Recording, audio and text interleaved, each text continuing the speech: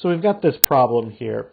Negative 10 times the quantity 5a minus 4 equals negative 260.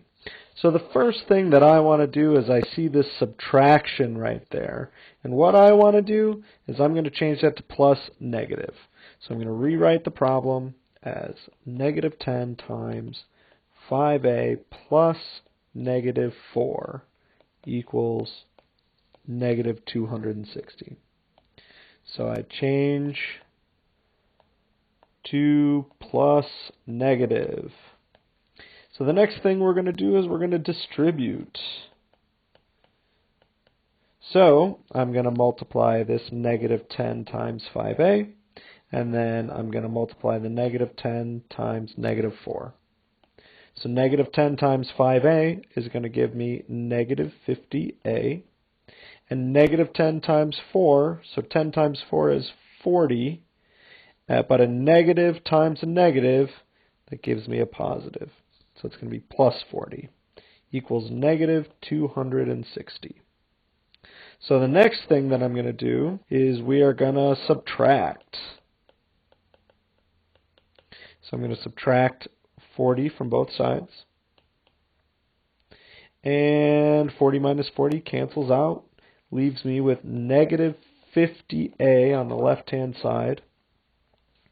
And this trips a lot of students out. A lot of students will get negative 220 or something like that, but that's wrong.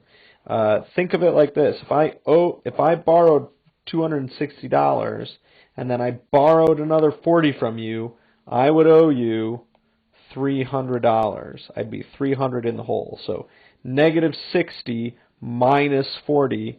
Another way I could think of it is on the number line. If I'm at negative 260, I'm going to go this way on the number line. 270, 280, 290, negative 300. Okay, so I'm here. So negative 50a equals negative 300. So now I'm going to divide negative 50 on both sides. So we're going to divide. What I do to one side, I do to the other side. So 50 divided by 50 cancels out, gives me 1a. And 300 divided by 50, these are both negative. Negative 300 divided by negative 50. That I could also think of as 30 divided by 5, which is way easier. So that's going to give me 6.